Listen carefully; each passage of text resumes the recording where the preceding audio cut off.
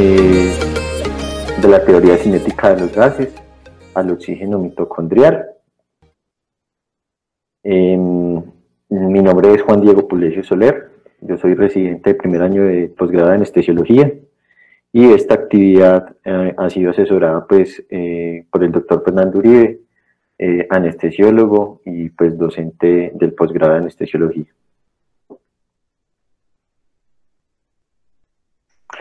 Bueno, normalmente pues en nuestro quehacer diario solicitamos con frecuencia el análisis del estado ácido-base, ¿sí? Es una medida de laboratorio útil que, aunque no es en tiempo real, pues nos permite conocer los datos del análisis en un tiempo relativamente corto y con los datos que nos da, pues nos permite interpretar condiciones fisiológicas o fisiopatológicas y según esa interpretación, pues planear las intervenciones que necesita nuestro paciente, ¿sí? Para poder lograr el objetivo que tenemos con esta charla, vamos a dar unos conceptos básicos sobre física y química que nos van a permitir entender al final el concepto que queremos dejar para ustedes en todo su conjunto. Esta imagen nos representa como seres humanos dentro del universo, ¿sí? Somos parte del todo, entonces supongamos que estamos dentro del universo y podemos considerarnos como un sistema, ¿sí? Pero entonces también es importante definir qué es un sistema, ¿sí? El sistema entonces es la relación organizada de todas las unidades. Una vez que tenemos estos dos términos claros, vamos a representar aquí en estos cuadros entonces el universo, el sistema que sería el recuadro interior, los alrededores del sistema y el universo en total, ¿cierto? Que sería la sumatoria pues del sistema y los alrededores. Aquí vamos a poner tres componentes o tres características: la presión, la temperatura y la composición química. Asumiendo que la presión, la temperatura y la composición química tengan un valor de 1 en el sistema y tengan un valor de 1 en los alrededores, y como les había dicho, la representación de estas tres características en el universo pues sería la sumatoria. Podríamos llegar a pensar que la sumatoria sería 2, pero realmente es una sola, ¿cierto? La presión, la temperatura y la composición química pues son iguales a 1. Esto es importante porque aunque no lo podamos evidenciar en todo lo que hacemos, todos los cambios que suceden en el sistema afectan indirectamente a los alrededores y finalmente al universo. Y estas tres características son muy importantes porque son el reflejo de equilibrios térmicos, químicos y mecánicos, y vamos a ver un poquito más en las siguientes diapositivas. Vamos a empezar hablando de los gases, y para eso debemos hablar de los gases ideales. Una fórmula que nos representa los gases ideales es presión por volumen igual al número de moles, la R que representa la constante de los gases ideales y la temperatura. Pero también es importante saber de dónde sale la R, ¿sí? La R es una representación de la energía cinética y sale de la constante de Boltzmann. Cuando la constante de Boltzmann es multiplicada por el número de Avogadro, tenemos el valor de R, ¿sí? Cuando la expresamos en joules, es equivalente a 8.3, y cuando convertimos ese valor a litros atmósfera sobre mol Kelvin, tenemos un valor de 0.08205. Nos referimos entonces en los gases a un sistema de nanopartículas en el que las moléculas están muy separadas, no poseen una forma ni un volumen definido, y cada una de las partículas tiene un movimiento independiente de los demás, generalmente a altas velocidades. En el gas ideal, las moléculas no interaccionan unas con otras y la única interacción que se acepta en el concepto de gas ideal es la de las paredes, la del gas con las paredes del recipiente que lo contiene para poderlo estudiar, ¿sí? En el transcurso de la historia, los gases han sido muy estudiados, ¿sí? Y de ellos pues se derivan leyes que vamos a ver. Aquí, entonces, vamos a ver las leyes de los gases. Boyle propuso que la presión y el volumen son directamente proporcionales cuando la cantidad de moléculas y la temperatura son constantes.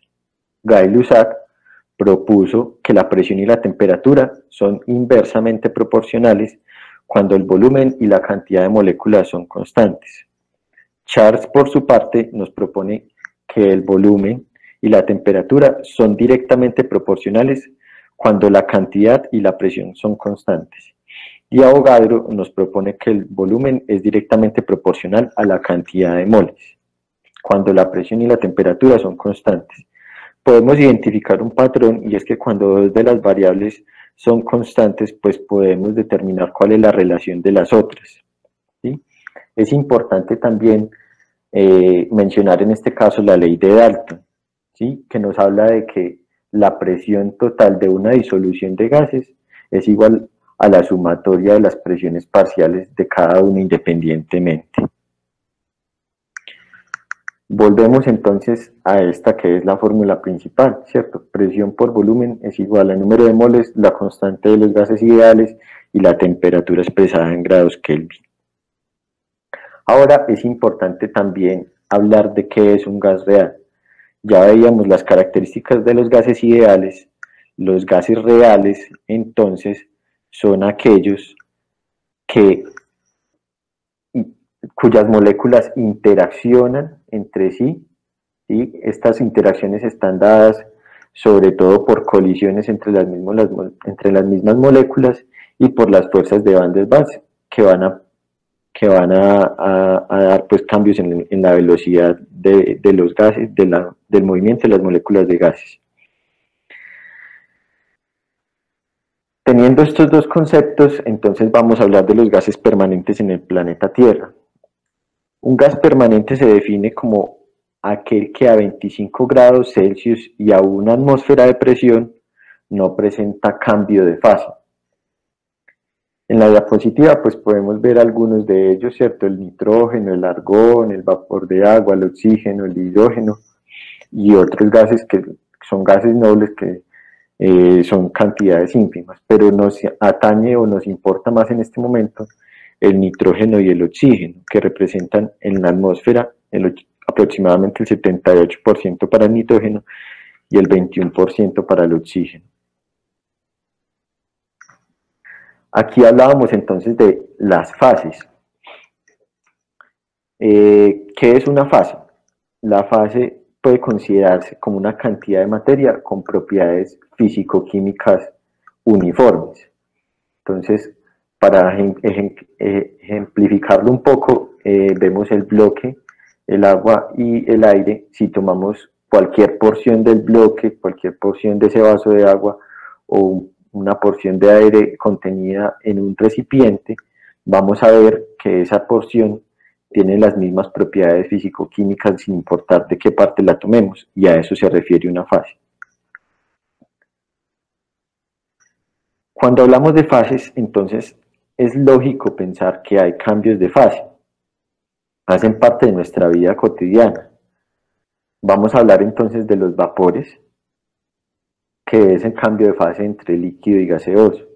Es importante hablar de ellos porque, aunque no son gases propiamente dichos, es un cambio de fase, sí se comportan como gases y podemos aplicar las mismas propiedades físicas de los gases. El ejemplo pues aquí de los vapores anestésicos. Ahora vamos a hablar un poco de los líquidos. Vamos a tomar el ejemplo del agua. El agua es un líquido volátil y es importante tener en cuenta que comienza a evaporarse o a cambiar de fase a los 273 6.1 Kelvin, es decir, por encima de los 0 grados centígrados ya va a haber algo de evaporación del agua. El ejemplo lo vemos todos los días en varias situaciones, ¿cierto? Cuando nos duchamos, el agua se seca y al otro día pues la ducha antes de ducharnos está seca. Y pues también podemos acordarnos un poco de nuestras abuelas cuando decían que había que poner un poco de agua para las ánimas benditas. Es importante hablar de algunas propiedades de los líquidos, en especial quiero hablar en este momento de la solubilidad. ¿Sí? La solubilidad entonces es la cantidad de soluto que puede disolver un solvente a una temperatura determinada. Es así como en general podemos agregar sal a un vaso con agua y si hasta que agregamos demasiada, pues vamos a ver que se precipita. De lo contrario, pues vamos a ver una disolución homogénea. Esto sucede con los solutos sólidos. Sin embargo, en el caso de los gases, ¿sí? La solubilidad tiene un límite y una vez se ha cumplido, pues no podemos agregar más moléculas de gas, a no ser de que se aumente la presión o que se disminuya la temperatura. Podemos concluir entonces que cuando se aumenta la temperatura, la solubilidad de un gas en un líquido disminuye. Aquí tenemos pues el ejemplo. Lo sucede con las bebidas gaseosas, ¿cierto? Tan pronto abrimos la gaseosa, pues si es una bebida carbonatada, vamos a sentir que sale el gas. Y podemos también tomar el ejemplo cuando ponemos a calentar el agua. Si bien el agua hierve a 100 grados centígrados, ustedes ven que cuando ponen a calentar agua se empiezan a formar burbujas. Esas burbujas son la representación de la pérdida de solubilidad del gas en el líquido y es por eso que cuando tomamos agua hervida que hemos dejado enfriar, sabe diferente a cuando la tomamos sin hervir, porque está perdiendo pues esos gases que tiene normalmente. Ya con estos principios nos conviene remitirnos en este momento a la ecuación de Henderson y Hasselbalch. El pH es igual al pKa más el logaritmo en base 10 del bicarbonato. Es importante aquí tener en cuenta las unidades milimol sobre litro sobre el CO2, aquí vemos milímetros de mercurio por 0.0306 sobre milimol sobre litro, milímetro de mercurio. En la parte inferior de la fracción es lo que conocemos como la ley de Henry.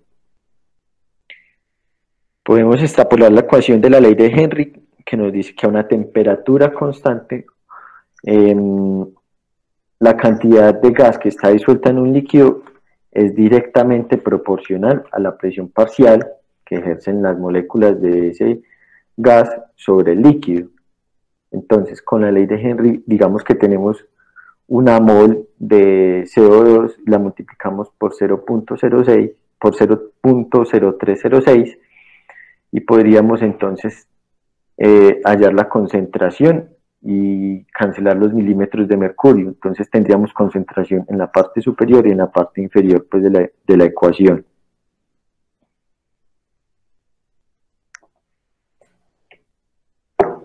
Aquí es importante para hablar de las unidades de concentración, ver las aplicaciones prácticas que tiene la medición de las concentraciones en los líquidos.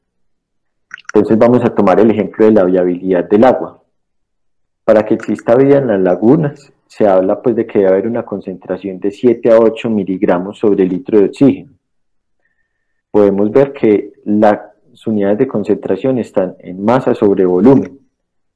Es esta la razón también de que haya un contenido o una concentración, perdón, de oxígeno necesaria para los procesos biológicos, que por ejemplo veamos que en los acuarios se tiene que poner aire para que haya una difusión del oxígeno hacia el líquido.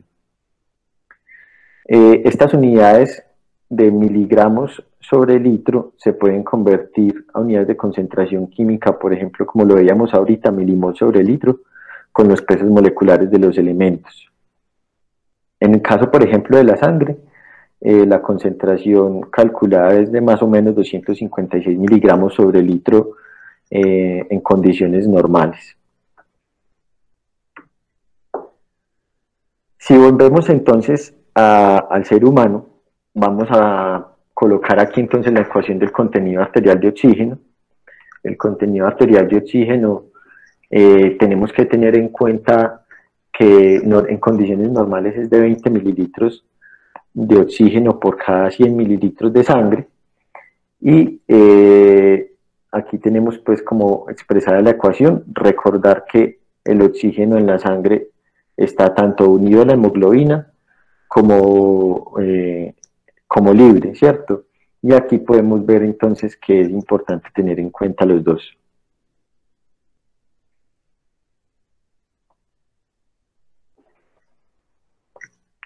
Aquí vamos a ampliar un poquito más.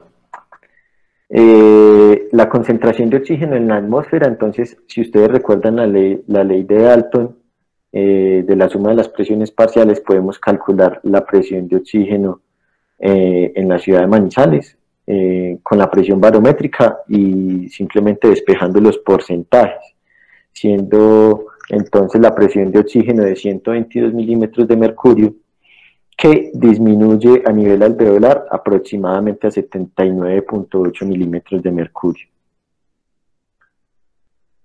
Vemos entonces aquí nuevamente con la ecuación del contenido arterial de oxígeno que la mayoría, o si despejamos por aparte lo que está unido a la hemoglobina y lo que está unido a lo que está disuelto, perdón, vemos que la mayoría del oxígeno en la sangre está unido a la hemoglobina. Y esto es importante porque cuando está unido a la hemoglobina no se comporta como un gas. Y las moléculas de gas disuelto, por lo que ya dijimos ahorita, ¿cierto? Tampoco tienen el comportamiento o las propiedades de un gas. Entonces, ¿se han preguntado ustedes alguna vez qué pasa con los buzos cuando cambian abruptamente de profundidad y presentan síntomas de embolismo? ¿Por qué esa enfermedad o ese proceso fisiopatológico no se presenta también en los buscadores de perlas o en las mismas ballenas, pues que son animales que alcanzan profundidades importantes? Con la información que hasta acá tenemos, podemos plantear hipótesis, ¿sí? La diferencia entre el buscador de perlas y el buzo la podemos ver en la espalda del buzo, ¿cierto? El buscador de perlas utiliza la apnea y no está respirando como tal aire, mientras que el buzo pues tiene en su espalda un cilindro con aire comprimido, y al ser este aire a altas presiones pues va a tener un comportamiento importante el nitrógeno. ¿Qué es lo que pasa? Al haber cambios de presiones súbitos, disminuye la solubilidad de las moléculas de gas en el líquido y pasa lo mismo que les ponía el ejemplo con el vaso de agua, ¿cierto? Se van a empezar a formar burbujas de oxígeno y de nitrógeno, en este caso, dentro del continente sanguíneo, y se va a expresar entonces los fenómenos embólicos por el cambio súbito de presión.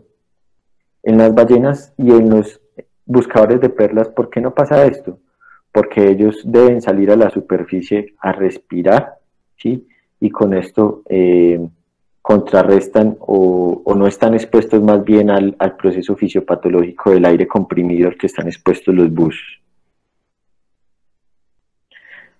Pero se preguntarán ustedes por qué es más importante el nitrógeno que el oxígeno en este fenómeno. Y es necesariamente por lo que veíamos en esta ecuación del contenido arterial de oxígeno, ¿cierto? La hemoglobina está fijada al oxígeno y es la cantidad más importante de hemoglobina la que la cantidad más importante de oxígeno es la que está fijada en la hemoglobina, y es por eso que no sucede este fenómeno relacionado con el oxígeno. Ahora vamos a volver un poco a lo que estábamos viendo antes, ¿cierto? Teníamos una presión de oxígeno en el alvéolo de 79 milímetros de mercurio, que va a difundir a través de la membrana alveolar, dependiendo pues de estas variables que son los de la primera ley de Fick. El cambio de presión es el área, el peso molecular, la distancia entre los dos compartimentos y la solubilidad propia del elemento. Una vez que difunde hacia la sangre, en la aurícula izquierda vamos a tener una presión de oxígeno de 72, esto debido a la mezcla con sangre venosa de la irrigación bronquial, y cuando se transporta a través de los tejidos por los lechos arteriales, vamos a tener una presión de oxígeno de 40 a 45, para finalmente en el capilar y a nivel mitocondrial tener una presión de 5 a 23 milímetros de mercurio, y retornar con una presión en sumatoria de todos los tejidos a la aurícula derecha aproximadamente de 40. Cuando vemos la fisiología de Guyton, me va a permitir pues leerles de manera textual este pedazo. Vemos que dice que las presiones de los gases disueltos en agua y tejidos ejercen una presión, porque las moléculas de gas disuelto se mueven de manera aleatoria y tienen energía cinética. Además, cuando el gas disuelto en el líquido entra en contacto con una superficie como la membrana de la célula, ejerce su propia presión parcial, de la misma manera que un gas en la fase gaseosa. Las presiones parciales de diferentes gases disueltos se denominan de la misma manera que las presiones parciales en estado gaseoso. Aquí con el doctor Uribe pues encontramos realmente una contradicción y probablemente un concepto errado, porque según lo que veíamos ahorita, realmente no existen presiones de gases cuando estamos hablando de un líquido, y debemos expresarlo mejor en medidas de concentración química. Pero entonces ustedes se estarán preguntando por qué en los análisis de ácido-base nos reportan las concentraciones en milímetros de mercurio. Para eso, pues debemos volver entonces muchos años atrás, un experimento que hizo Van Slyght en 1919. Lo que él hizo fue extraer de la sangre los gases en el vacío, una vez eliminados todos los otros factores, y medir la presión de esos gases en milímetros de mercurio. De este experimento en adelante fue que se basó todas las mediciones de concentraciones en milímetros de mercurio, y es por eso que utilizamos los milímetros de mercurio para expresar las concentraciones. Pero entonces es una medida indirecta de la concentración tanto de oxígeno como de CO2, que son los medidos en el ácido base en la sangre. Como conclusiones entonces tenemos que no existen los gases en la sangre, las presiones parciales son una medida indirecta de la concentración de oxígeno en la sangre y equivalen a la presión o a la presión que ejercerían los gases al extraerlos de la sangre en el vacío.